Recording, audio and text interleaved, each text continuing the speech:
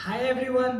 2024 में कनाडा बिल्कुल मत आओ, मैं हाथ जोड़ के मना कर रहा हूँ। हाँ, वो बंदा जो हमेशा से कनाडा के लिए इतना ही करता, उसे ऐसा क्या हुआ? जो बंदा हमेशा स्टोरीज पोस्ट करता था, जो लोगों को मोटिवेट करता था, जो ये बताता था कि कनाडा में आप आके कितना ग्रो कर सकते हो, आज ऐसा क्या हो गया कि उस बंदे ने आपको ये कहने पे मजबूर कर दिया कि कनाडा मत आओ।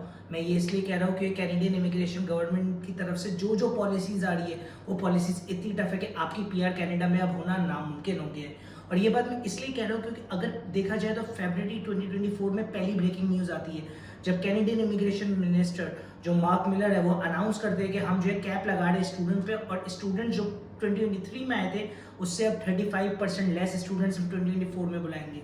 इसका मतलब इंटरनेशनल स्टूडेंट्स की तादाद कम होगी। अब इंटरनेशनल स्टूडेंट्स बड़े प्रोविंसेस में बहुत मुश्किल से आ सकते हैं, जैसे कि ओंटारियो हो गया, वैंकूवर हो गया। वो कह रहे हैं हम पूरे कनाडा में इन्हें इक्वली डिस्ट्रीब्यूट करेंगे विद रिस्पेक्ट टू जितनी भी नीड होगी। तो अब आप अपनी मर्जी की प्रोविंस में जा सकते हो सकता है आप किसी ऐसे प्रोविंस चले जाए जहाँ बाद में आपके लिए जॉब अपॉर्चुनिटीज हो ही ना, जहाँ पे आपको अच्छे स्कूल्स ना मिले, जहाँ ड्यूरिंग मतलब जब आपकी स्टडी पीरियड चल रहा है आपको पार्ट टाइम जॉब्स ना मिले, तो आपके लिए वहाँ पे सर्वाइवल मुश्किल हो जाए। तो ये एक मुश्किल पॉलिसी है। इसके बाद और 28 अगस्त 2024 को कैनेडियन गवर्नमेंट ने एक बहुत धमाकेदार न्यूज़ निकाली। वो धमाकेदार न्यूज़ जिसने सबको हिला के रख दिया। कनाडा जिसमें सारे कंसल्टेंट ये कहते हैं कि आप कनाडा में विजिटर वीज़ा लगा के आओ, फिर कुछ भी करके आपको वर्क परमिट तक हम पहुंचा देंगे, क्लोज वर्क परमिट दे देंगे।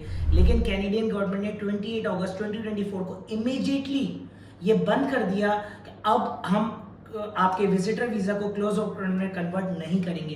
पहले ये चीज़ फरवरी 2025 में होने वाली थी और लोगों को ये लग रहा था कि कैनेडियन गवर्नमेंट इसमें एक्सटेंशन दे देगी, लेकिन अब अगर आप विजिटर वीज़ा पे आ रहे हो तो आपको क्लोज वर्क परमिट नहीं मिल सकता। इसके अलावा कैनेडियन गवर्नमेंट का एक और पॉलिसी आई है जिसमें वो कह रहे हैं लो वेज फॉरेन वर्कर्स, मतलब जिनकी $27 से कम जॉब है और जो इन सेक्टर्स में नहीं है। कौन से सेक्टर्स? जैसे कि हेल्थ केयर में अगर आप नहीं हो, आप एग्रीकल्चर में नहीं हो, फूड साइंसेज में नहीं हो, कंस्ट्रक्शन की फील्ड में नहीं हो, अगर आप इन फील्ड्स में नहीं हो, अगर आपकी तनख्वाह $27 से कम है तो आपको अब क्लोज वर्क परमिट नहीं मिलेगा। कनाडा के एक प्रोविंस क्यूबेक ने, जिसकी एक मेजर सिटी मॉन्ट्रियल भी है, उन्होंने 3 सितंबर 2024 को ये ऑलरेडी बंद कर दिया है। सही कह रहा हूँ, ये पॉलिसी बंद हो गई है। अब लो वेज फॉरेन वर्कर जिनकी $27 से कम है और जो इन 4 रिस्पेक्टिव सेक्टर जिनका मैंने अभी नाम लिया, अगर इसमें आप काम नहीं कर रहे तो आपको कनाडा अब जो है क्लोज वर्क परमिट नहीं देगा। तो अब कनाडा के जो पोस्ट ग्रेजुएट वर्क परमिट्स है, जब आप कनाडा में स्टडी करते हो तो डिपेंडिंग ऑन योर स्टडी आपको 1 साल, 2 साल या 3 साल का ओपन वर्क परमिट मिलता है, जिसका मतलब आप किसी भी एम्प्लॉयर के लिए काम कर सकते हो। अब जो जो लोग उनमें काम कर रहे हैं उनको पीआर नहीं मिल रही है। पीआर के पॉइंट्स इतने ज़्यादा हाई हो गए कि स्टूडेंट्स या जिन्होंने यहाँ पे एक्सपीरियंस लिया वो अब अफोर्ड नहीं कर पड़े। बहुत कम कैटेगरीज है, जैसे कि हेल्थ केयर हो गया, अब भी कंस्ट्रक्शन या फूड बिजनेस है, शायद उसमें कोई अपॉर्चुनिटी बन रही है, मगर मेजॉरिटी फील्ड्स में नहीं बन रही। इंटरनेशनल स्टूडेंट जो है वो प्रोटेस्ट कर रहे हैं। ये देखिए स्क्रीन पे एक तस्वीर है जिसमें बहुत सारे पंजाबी स्टूडेंट्स और डिफरेंट जो जगहों से स्टूडेंट्स आए हुए हैं, इंडिया से, पाकिस्तान से, ये लोग प्रोटेस्ट कर रहे हैं कि इनके वर्क परमिट खत्म होने वाले हैं। इन्होंने लाखों डॉलर कैनेडियन गवर्नमेंट को टैक्स दिया, पहले फीसेस दी, उसके बाद वर्क परमिट पे काम करके टैक्स दिया, और अब कैनेडियन गवर्नमेंट कह रही है हम आपको पीआर नहीं दे सकते, सॉरी, पहले हमें जरूरत थी तो हम लोग बुला रहे थे। आपने अपने एसओपी में खुद लिखा था कि आप सिर्फ पढ़ने आना चाहते हो, आप यहाँ रहने आना चाहते हैं, हमें अब जरूरत नहीं है तो अब आप जा सकते हैं। और ये स्टेटमेंट दे रहे हैं जस्टिन ट्रूडो, वो जस्टिन ट्रूडो जिससे कहा जाता था इमिग्रेशन फ्रेंडली प्राइम मिनिस्टर, और वो अब इतने अगेंस्ट हो गए कि वो हमेशा इस तरह की पॉलिसीज ला रहे, क्योंकि कनाडा के और जो सेकंड गवर्नमेंट, जो नेक्स्ट गवर्नमेंट आने वाली है पॉलीवडी की, जो कंजर्वेटिव्स की है, वो तो वैसे भी इमिग्रेशन के खिलाफ है। क्योंकि कनाडा में अब लगता नहीं है, क्योंकि जिस तरीके से कनाडा में हाउसिंग प्राइसेस बढ़ी हुई है, इन्फ्लेशन बढ़ा हुआ है, इंटरेस्ट रेट हाई है, लोगों के अनएम्प्लॉयमेंट 7% को जा चुका है, इमिग्रेशन पॉलिसीज कट हो रही है, तो लगे रहे आने वाले वक्तों में इमिग्रेशन पॉलिसी और कट होगी, ट्रूडो की गवर्नमेंट नहीं आएगी।